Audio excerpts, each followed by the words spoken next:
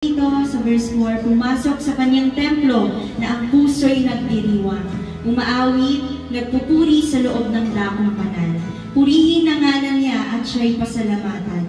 Verse 5, napakabuti ni Yahweh, pag-ibig niya ay walang hanggan. Pag-ibig niya ay tunay, laging tapat kailanman. Purihin po ang salita ng ating Diyos. Tayo pong lahat ay manalangin.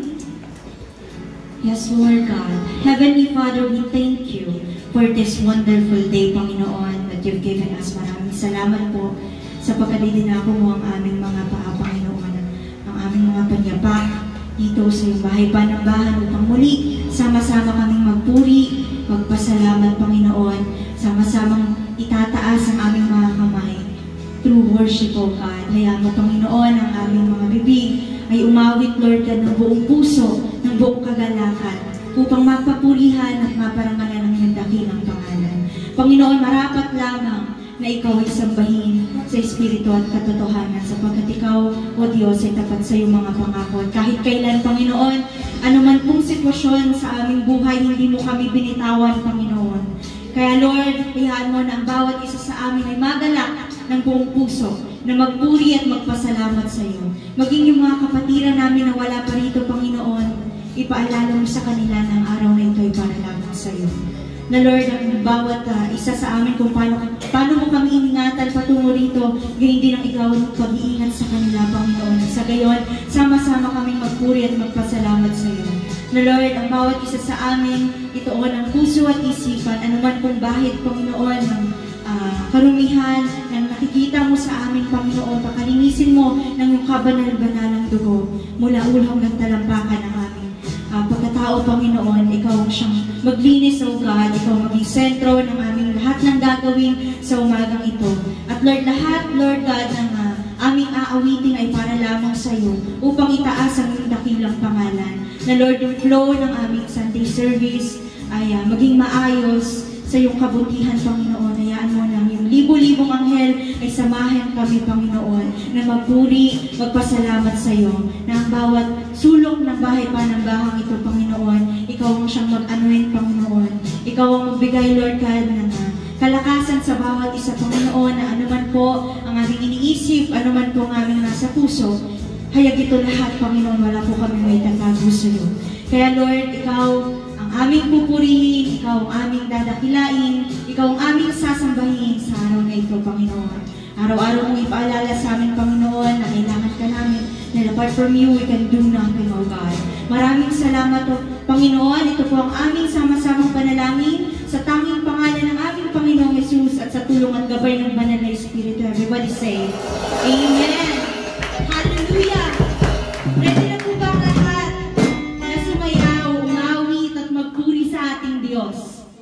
Amen! Hallelujah! Tunay nga po na kamangha-mangha ang ating Diyos. Marapat lamang po na tayo'y umawit at siya'y dakilain. Amen!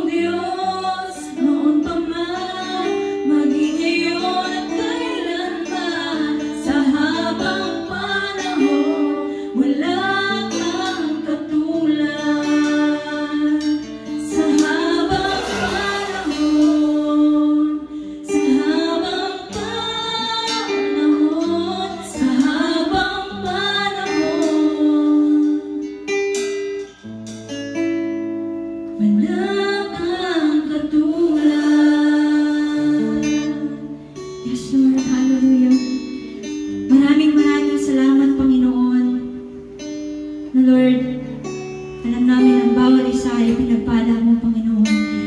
Hindi lamang sa mga material na bagay o kung ano pa man sa mundong ito, kundi higit sa lahat, Lord, yung kaligtasan na iginawad mo sa amin, O God. Maraming salamat. We are saved by your grace, O God. At patuloy kaming mananampalataya sa iyo, Panginoon. Hanggang sa muli mong pagbabalik, O God. Lord, ready our hearts and our minds na makinig ng iyong mga salita, Panginoon. Buksan mo ang aming isipan, ang aming puso, upang maisagawa rin namin ang anuman kung mapakikinggan namin. And Lord, guide our preacher, O God. Itago mo lamang siya sa iyong likuran, na Lord, mahayag ang katotohanan na nagmumula sa iyo, Panginoon. Magsalita ka para sa kanya, O God. Maraming salamat, Panginoon. Ang lahat ng ito ay iniaalay namin sa iyong dakilang pangalan. Pinupuri ka namin, dinadakila ka namin, at sinasamba ka namin, Panginoon. Ito po ang aming sama-samang panalangin sa tanging pangalan ng aming Panginoong Jesus at sa tulong at gabay ng banal na Espiritu. Everybody say, Amen.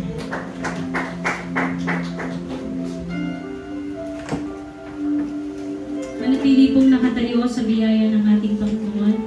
Ito po'y bilang paggalang sa pagbasa ng salita ng ating Panginoon na hango sa aklat ng 2 Timoteo chapter 3 verse 16 to 17. Sabay-sabay po nating basahin.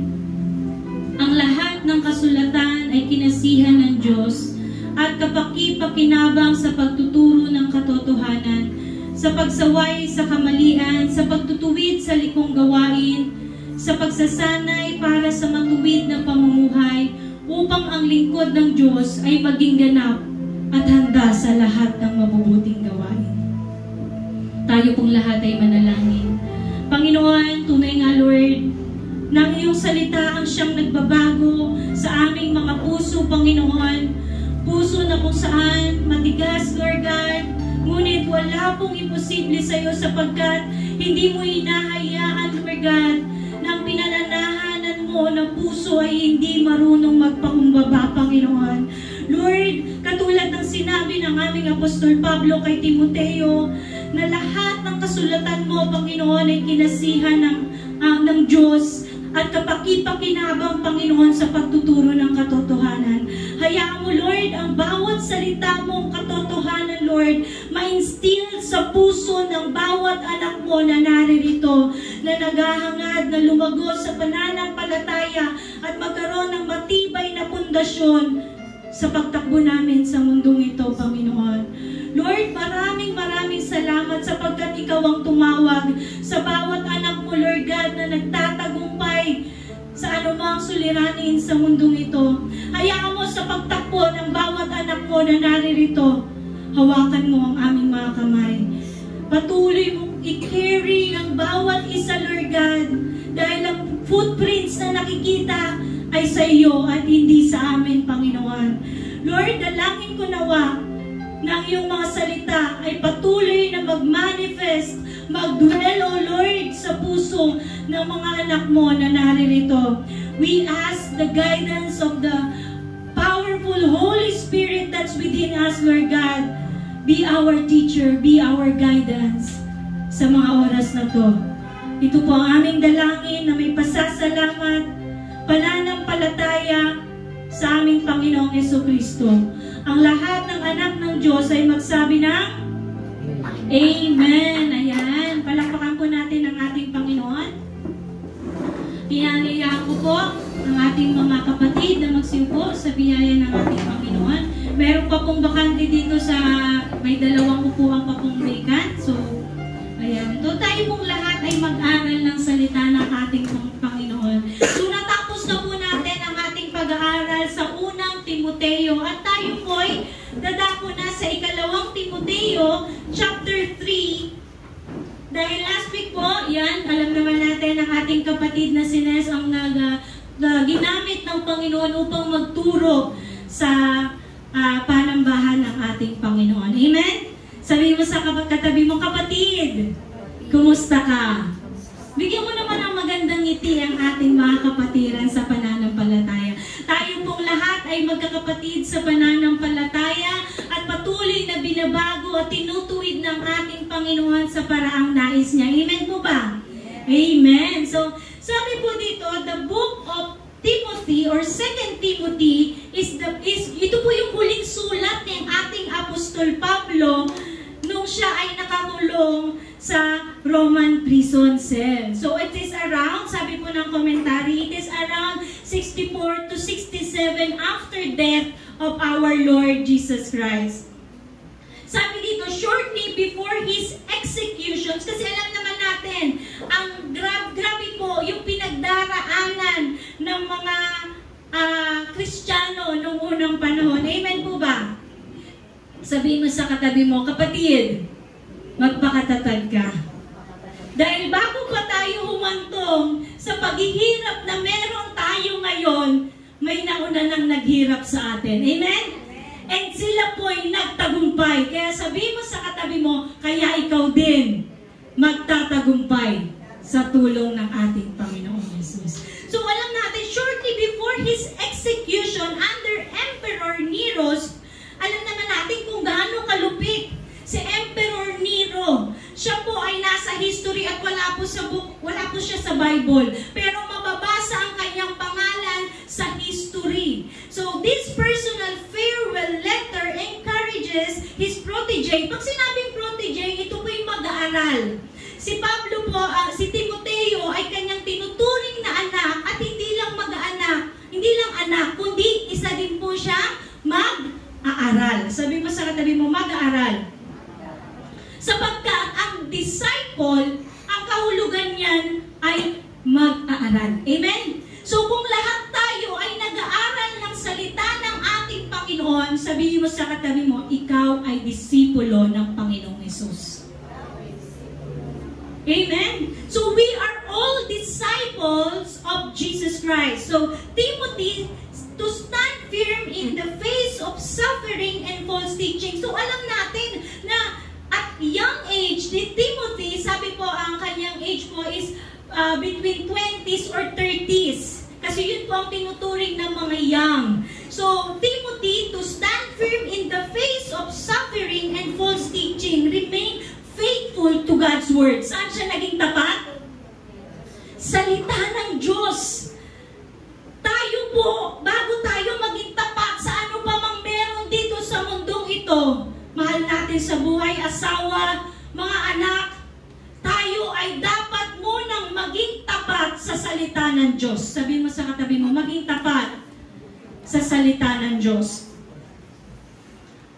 And carry on the gospel ministry. So, hindi lang pagiging tapat sa salita ng Diyos, kundi ipagpatuloy ang pagpapahayag ng mabuting balita. That is the purpose of each and everyone who are studying the Word of God. We are not just studying the Word para lang sa knowledge, to gain knowledge, but to spread the gospel of our Lord Jesus Christ. Sabihin mo sa katabi mo, kaparte ka. At magbabahagi ka ng salita ng Diyos. Kaya mayroong nagtuturo. Kasi yung mga mag-aaral, hindi habang buhay mag-aaral. Amen? Darating ang panahon, gagamitin ang bawat isa sa atin para ipangaral. Kasi yun yung sign ng ending. Sabi ng ating Panginoong Hesus, amen po ba? At ipangaral sa buong daigdig ang salita ng Diyos sa kadarating ang wakas. Kaya sabi mo sa katabi mo, isa ka sa gagamitin ng Diyos para mangaral ng salita ng Diyos. Paul urges Timothy to continue the work of preaching and to come to Rome for a final visit before his death. So, ito po yung part 1 natin. Paul's gratitude and longingness of Timothy. Alam natin na itong sulat na to ay marugduban na sulat kay Timoteo. Bakit? Kasi po si Pablo na nakakulong sa madilim na kulungan. Kasi nung una, house prison pa siya. So, meron pa siyang kaunting kalayaan. But then, in the dungeon, sabi dito sa commentary, dark dungeon, para kang nasa selda. Alam niyo po ba yung mga pinaparusahan kapag ikaw ay Bartolina. Ayan po yung term. Nasa Bartolina ang ating Apostol Pablo na yung hindi siya makagawa o ma-spread ang gospel dahil nag-iisa siya sa isang madilim na lugar. At alam niya na any moment, mamamatay na siya. Amen po ba? Ito po, habang sinusulat niyo to, kaya ramdam natin yung puso ni Apostol Pablo habang sinusulat niya, how longingness, hindi lang siya nag-aasam na makita si Timoteo, bagkus yung pasasalamat niya sa Diyos dahil alam niya gagamitin si Timoteo para i-spread ang gospel ng Panginoon. Not only in the Ephesians, he can also be used at his young age. Kaya po mapalad ng mga kabataang nakakilala sa Diyos. Sabi mo sa katabi mo, mapalad ka kung kabataan ang katabi mo. Sabi mo, mapalad ka. Dahil mahaba-haba pa yung span ng buhay mo. Unlike sa mga may edad na, amen po ba? Kaunti na lang yung panahon, but then, your life will not be, hindi siya yung useless. Bagkus, kagamit-gamit kahit na may edad na. Amen po ba?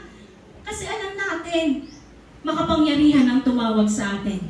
At ayun ay ang Panginoong Yesus. Amen po ba? Lagi ko pong inuulit, hindi tao ang tumawag sa atin, kundi ang Panginoong Jesus. Sabi dito, Paul's reminder to fan into flame yung gift. So alam naman natin, when Paul lay hands ay kasama ng mga elders, si Timoteo, the gift of the Holy Spirit has flown into him. Amen po ba? Nakatanggap ng iba't ibang biyaya o regalo na mula sa Panginoon na magagamit ni Timoteo sa kanyang pagmeministeryo. Amen po ba? Paul's appeal not to be ashamed. Sabi mo sa katabi mo, huwag mong ikahiya ang mabuting balita. Amen? Huwag nating ikahiya yung tinanggap natin na makapangyarihan. Ayun ay ang salita ng Diyos. Amen po ba? Because in ourselves, hindi natin kayang baguhin. Even yung pinakamasama na ugali natin, hindi natin kayang baguhin. But the Word of God, it is double-edged sword.